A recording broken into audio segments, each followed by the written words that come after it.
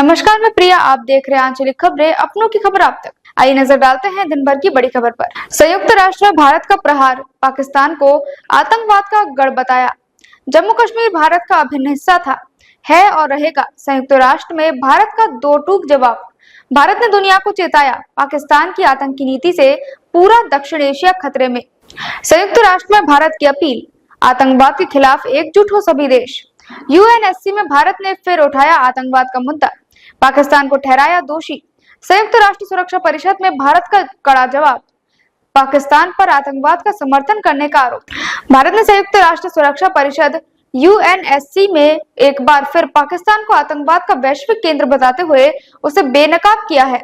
भारतीय स्थायी प्रतिनिधि पर्वत थानेनी हरीश ने पाकिस्तान पर तीखा हमला बोलते हुए कहा कि भारत लंबे समय से पाकिस्तान प्रायोजित आतंकवाद का शिकार रहा है।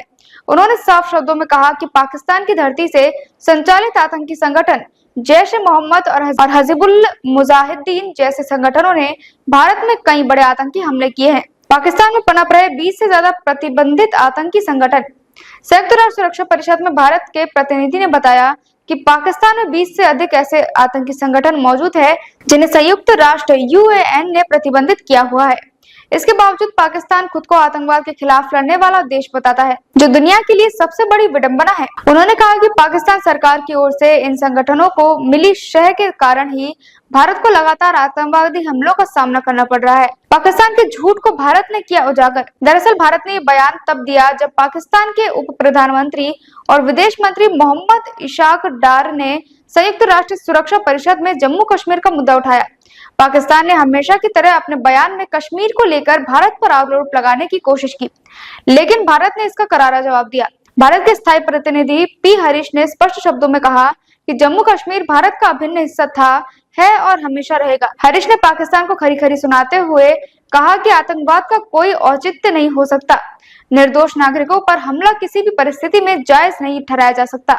उन्होंने ये भी कहा कि पाकिस्तान बार बार झूठ और गलत सूचनाओं के सहारे दुनिया को गुमराह करने की कोशिश करता है, लेकिन इससे सच्चाई नहीं बदलती।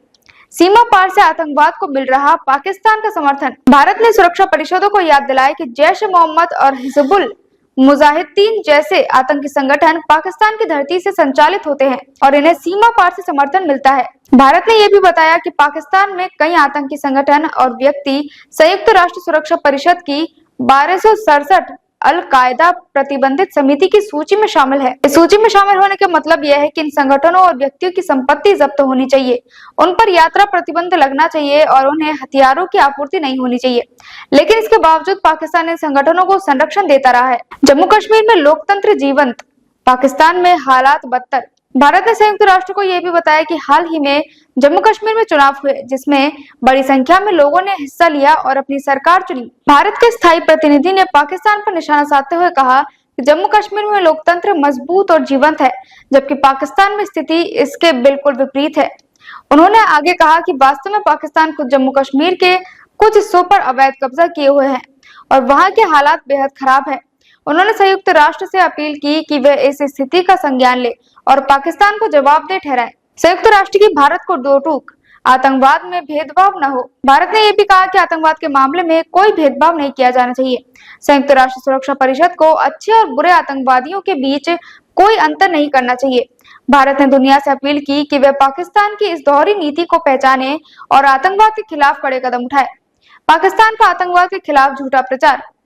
भारत ने यह भी स्पष्ट किया कि पाकिस्तान खुद को आतंकवाद विरोधी बताने की कोशिश करता है, लेकिन असल में वह आतंकवादियों को पनाह देता है। पाकिस्तान की सरकार और सेना दोनों ही आतंकवादी संगठनों को संरक्षण देते हैं और उन्हें भारत के खिलाफ इस्तेमाल करते हैं। भारत ने सुरक्षा परिषद में जोर देकर कहा कि पाकिस्तान की इस नीति के कारण न केवल भारत बल्कि पूरा दक्षिण एशिया खतरे में है।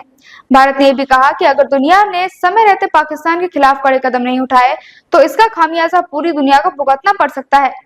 भारत की वैश्विक अपील, आतंकवाद के खिलाफ एकजुट हो देश। भारत ने संयुक्त राष्ट्र में अपने संबोधन के दौरान सभी देशों से अपील की कि वे आतंकवाद के खिलाफ एकजुट हो और पाकिस्तान पर दबाव बनाए ताकि वे आतंकवाद को समर्थन देना बंद करे। भारत ने यह भी कहा कि किसी भी देश को आतंकवाद और कूटनीति हथियारों के रूप में इस्तेमाल करने की इजाजत नहीं दी जानी चाहिए। भारत का यह कड़ा बयान संयुक्त राष्ट्र सुरक्षा परिषद में पाकिस्तान को बेनकाब करने के लिए दिया गया था। भारत ने पाकिस्तान की हर उस कोशिश को विफल कर दिया जिसमें वह दुनिया को गुमराह करने की कोशिश कर रहा था। पाकिस्तान को अंतर्राष्ट्रीय मंचों पर लगातार झेलनी पड़ रही फजीहत ये पहली बार नहीं है जब भारत ने पाकिस्तान को वैश्विक मंच पर बेनकाब किया है। पिछले कुछ वर्षों में पाकिस्तान को कई बार अंतर्राष्ट्रीय मंचों पर फजीहत का सामना करना पड़ा। कई देशों ने पाकिस्तान को आतंकवाद के पनाहगार के रूप में देखा है, उससे दूरी बनाई है। भारत ने संयुक्त राष्ट्र में इस बार भी यही स्पष्ट किया कि पाकिस्तान को आतंकवाद का समर्थन बंद करना होगा, नहीं तो उसे अंतर्राष्ट्रीय स्तर पर और अलग थलग पड़ना पड़ेगा। संयुक्त राष्ट्र सुरक्षा परिषद में भारत ने जिस तरह से पाकिस्तान की पोल खोली, उससे ये साफ हो गया कि दुनिया अब पाकिस्तान के झूठे दावों पर भरोसा नहीं करती। भारत ने पाकिस्तान को कड़ा संदेश देते हुए कहा कि वे अपने गिरेबान में झांके और आतंकवाद को समर्थन देना बंद करे। पाकिस्तान के लिए यह स्पष्ट संकेत है कि अगर वह आतंकवाद को समर्थन देता रहेगा तो उसे अंतर्राष्ट्रीय मंचों पर और ज्यादा आलोचना झेलनी पड़ेगी।